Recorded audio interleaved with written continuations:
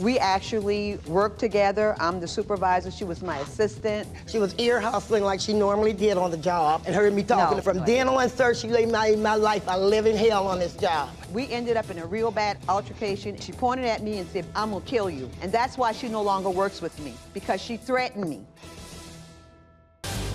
Plaintiff Beverly Brown claims her former coworker hit her car, then tried to hit her when she asked her to pay for it. She's suing for $3,800. Defendant Carole Howard claims the plaintiff is the one who caused the accident. She's countersuing for $5,000 for truck damage, slander, and emotional distress. The whole truth, and nothing but the truth? I do. I do. Thank you. The Honorable Judge Jerry Springer now presiding. Good morning, Your Honor. Morning, Najee. This is case number 100 on the docket, Brown versus Howard. And thank you. You're welcome, Judge. We have the plaintiff, Beverly Brown, and you are suing your former coworker, Carole Howard. You're suing her for $3,800 for car damage. And Carole, you're countersuing for $5,000 for truck damage as well as slander and emotional distress. So, Beverly, why don't we start with you? What's your case? She actually ran into my car coming out of the parking lot at work, and she didn't have any insurance. So that's why I'm here today, to prove that she did not have insurance when she was driving that car. We actually worked together. I'm the supervisor. She was my assistant. We got along okay. And on December the 9th, about 3:45, I was leaving the parking lot, and there's actually a video showing where I exited the parking lot. There was two young ladies on the side of me that I heard them screaming and yelling, "Stop." By the time I looked over to see what they were screaming for, and by the time I turned my head back, she hit me on my right side. Okay, do we have that, we have that video? We do, Judge. We have that video? Let me take a look at the video first. That's me. There's the plaintiff. Okay. Turning right. Oh, I see. And if you can see, the arrows are pointing the opposite way.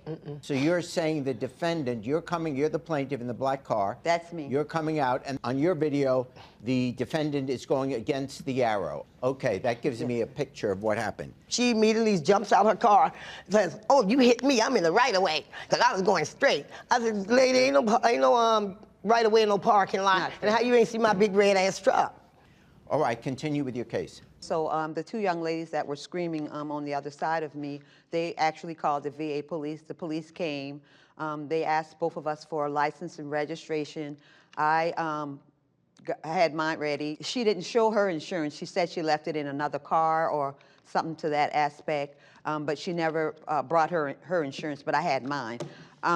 So later on, the police officer told her that she would need to bring it back the very next day. She never brought it back. We told the officers there were the VA police, because they never called the outside police, that we were gonna handle it ourselves, meaning to me as she gonna fix her car and I'm gonna fix mine. That's because not we true. Because we both were in the, we both hit each other. Several weeks went by, still never brought it back. So I went to file for the police report to get the police report, and they actually told me I had to wait like 7 days, so I waited, and then I got it, and it showed that she was at fault. In the midst of that, 2 days prior to the accident, me and her were sitting outside in the smokehouse smoking a cigarette, and she asked me if she could leave early because she needed to go to her insurance company because they were going to drop her insurance. So I let her go, and that was the end of that. And then 2 days later is when she hit me. That's how I knew who her insurance company was, because she had already told me prior to us talking about it. Carole, what's your side of the case? December the 9th, me and her was exiting the parking lot. You saw the little video they had right there? Okay, actually, I was parked, okay, where you see where my red truck was coming down? I was parked on that line right there. She was actually parked on the other one. If she's saying I'm coming out this way, she was coming out the wrong way also. You're saying... See right there? I was turning to go out. It's not that wide right there, Your Honor. When you turn to go out right here, she was coming just like this. Okay, but let me just say, I don't see the arrows from the lanes. The arrows go like this at the end of the thing. You both have the exact same situation. There's arrows. If you look back at it, there's arrows on it. The arrow coming down where she's coming down is coming back around the other way. I see, Carole, where you're coming down that aisle. But when I saw the video of the plaintiff, that aisle that you're coming down has an arrow going in the opposite direction. The reason that's important is in that lane, you're going in the wrong direction, which would mean that the plaintiff wouldn't necessarily think that a car is coming the wrong way down the street. Okay. I understand that, Judge Jerry, but at the they have an arrow. This is very confusing. They have an arrow that's coming down this way, right? But they have two yellow arrows at the end of this thing right here that's going to the left or the right. So it would be confusing to anyone. And there's no stop signs in this parking lot. She was going straight. I was turning. We both collided together. Okay, so we had to go inside and give them the information. I didn't have my insurance paperwork with me. So the next day I go to work. I go to work the next day. I get a phone call from Gainesco Insurance, and they tell me, say, Ms. Brown here had called them and told them, reported an accident that happened in the parking lot of the VA hospital, and that my insurance canceled on November the 30th, so you would have a 15-day grace period. Number one, I wouldn't know how she got my insurance information, so when I came back to work the next day, I looked at her and said, how you get my insurance information? Oh, I heard you talking about it. She was ear hustling and heard me talking about it. I never gave this woman my insurance information, never told her anything about me. She was ear hustling like she normally did on the job. When I called the insurance company to file the claim, they sent me a letter back, which is, Your Honor, it's Exhibit C, saying that she did not have coverage on the date of that accident. She was not covered. So, Your Honor, after that, then I went ahead and put my car, called my insurance company. They told me to take it to the shop. I did. And they told me that I was going to have a $500 deductible for my car to be fixed. So I went to her. I talked to her about it. She wanted me to show her where I had to pay $500 deductible. I didn't have a problem with it. I had no reason not to show her it because I wanted her to see that I had a $500 deductible. In the midst of me showing her this, me and her went back into the back office where our manager, the owner of the company, we were all sitting there, and she verbally told me, we agreed that she was going to pay me $250 per pay period for the $500 for the deductible. Several pay periods went by, and I'd never received a dime for the damages. In the meantime, by then, my insurance company had sent me another letter, which is Exhibit A, saying that my car has been deemed a total loss. She kept telling me she was going to pay me, and it was nothing but lies until I had to go and file a complaint.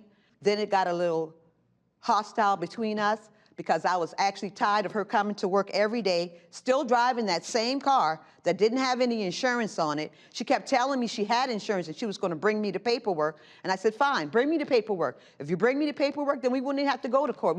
We can settle out right here. But never brought any paperwork for me to see. She jumped in my face in this office in front of our coworkers, in front of our boss lady, and told me, yeah, bitch, that's why you're going to pay me for my car. That's why I'm suing your ass now. Yes, she did. I swear my hands on God she did, and she knows she did. We ended up in a real bad altercation in the back. It was like getting really physical. We did resolve it, and I left out of there going to the elevator to go to my floor. She came down the hallway in the elevator area, getting on the elevator. She stuck her head back out. She pointed at me and said, bitch, I'm going to kill you.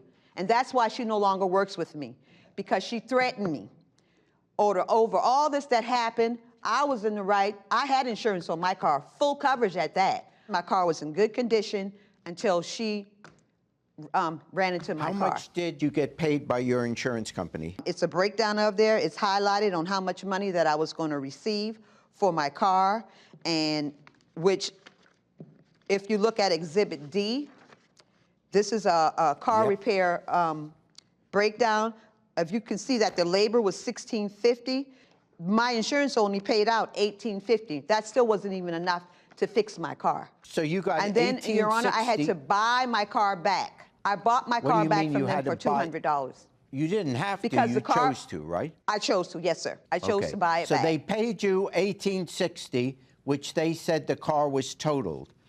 But since the car, you thought the car was drivable, you decided to give him $200 and you would get the car back. In other words, you were buying a used car. Yes, sir. So I said, well, Beverly, you're going to have to give me your information. She said, you ain't getting just like that. From then on, sir, she made my life a living hell on this job. Me and her both I was the assistant supervisor, she was the supervisor, but me and her were never friends. I never took orders from her because I talked to the owner of the company because she was not supervisor material to me. She kept repeatedly telling people, defaming my character and all kind of stuff on the job, telling people that I owed her money, running through the job, told the boss lady. It was 2 days before Christmas. She came to me and told me, oh, my car is in the shop and I need that $500 because I got to get my car at the shop because the longer my car stay in the shop, the more they're going to charge me for storage fee. I said, well, baby, you better go get your car. So then we come back after break on January the 1st. We come back after, Christmas and New Year's break.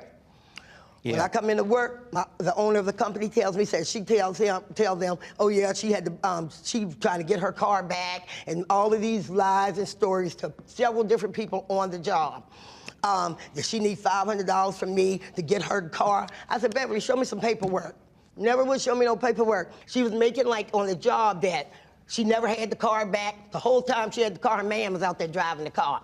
On Exhibit E, you can see where her car is in the front, dented, and my car, where my front part of it is damaged, and she scraped it all the way back to my door. So when she came and brought the paperwork to me, she did like this and tried to snatch it back. So I snatched the paperwork. You said you never saw the paperwork. Excuse me, Beverly. When she came after January, when I confronted her about this paperwork, she said, okay, I'm going to get the paperwork. That's when her man was outside driving the car. She said, I'm going to send him to go get the paperwork right now. She came in the hallway of the VA hospital, tried to throw the paperwork in my face like this. I snatched the paperwork and I read it. And on the paperwork, it went just like this. She had a rental car in January, but on the job, she's telling everybody she got to go get her car. She needs $500. She needs this, she needs that. And that they had total lost her car and paid her for her car. The next month come, because I wasn't going to give her nothing. So the next month came. She went, so the constable or whoever come to my house, I see her in the hallway at the VA. He left a card that they had some paperwork for me. So I get to the VA, me and another coworker standing at the elevators talking to her. I said, well, Beverly, I got some paperwork in the, that they're bringing me. Oh, it ain't come from me. It's not from me. I don't know who it's from. That's not honey, true. The next day. That's not true. If I could have brought my witnesses in here, they would have told you the same thing, honey. That's not so true. the next day was when, hold on, she got me off track. But so the next day is when the constable brought the paperwork to the house. So when I get to the job, I said, Beverly, you did send me that paperwork. How are you going to sue me for something you already got paid for? Also, if she's already gotten paid for her car, her insurance company, Exhibit B, has already sent me the information about the payment for her vehicle. She's already gotten paid for her vehicle, so how many times is she supposed to get paid? Because her case had already been settled. And this is the things that she was following me around doing. Beverly, I do see a statement here. I do see a statement here on the claim amount of $3,142.92. Now, as I understand it, and you will correct me if I'm wrong or have evidence the other way, you were paid $1,850.96. Because they salvaged it. Right. And what is the $3,142? That's how much it was going to cost to get my car repaired. They only gave me $1,800, and that was the book value for my car. I had my car was paid off. They total lost the car, though. That's what it was worth. They salvaged my car. My car would have been fine until she hit my car. I would have still had my car. I would have still had a full coverage on it. Now the car is not worth anything. She's still driving it around? You said in your statement, I sprained my neck and developed muscle spasms in my back because of the accident. Fortunately, let me finish. Fortunately, my insurance company covered my medical bills. But you're saying this $3,142 wasn't for the medical bills. No. You're saying that additional money would have been if they paid for all the repairs on the car. But in fact, they only paid you $1,850. Yes, sir. Okay. That's all. I just wanted that question settled. The $1,850 was all they paid you, regardless of what the damage to the car was. Right. When you decided, after being paid the $1,800 by the insurance company, when you decided to buy that car back, you in fact knew what was going to be involved with this new car. Now, it was drivable. It wasn't until, you say in your statement, until a month later that all of a sudden you had to get things fixed. I didn't know that if I bought the car because I didn't want a car payment. Yeah, well, that's what happened. That's what happened. As soon as you bought the car back, it's like we're starting from ground zero. You're buying a car, so I can't give you money from I can't make the defendant pay you money for a car that you, knowing what it was like, decided to buy for $200. Your countersuit is based on the fact that you believe that you were terminated because of what Beverly was saying about you at work. Yes, sir, exactly. We got into a big argument, Judge Jerry. Then she goes to tell the owner of the company, I could have went and got my job back. They asked me to come back so I could come back and explain my side of the story. No. But at that point, I chose not to because I knew it was going to be nothing but problems with her. In order for you to prevail in that, there has to be evidence from the employer, like a written affidavit which says that you were terminated for that reason. You've just said now you decided not to try to get your job back because you don't want to work in that situation. If you're not pursuing getting your job back and you don't have evidence that you were let go because of the plaintiff, I can't rule in your favor on the countersuit. Knowing that, looking at both cases now, after going through all of this, you did get paid $1,800, and you have this new car for $200. For the defendant, I say with your countersuit, because I don't have the proof, I can't find for you on the countersuit.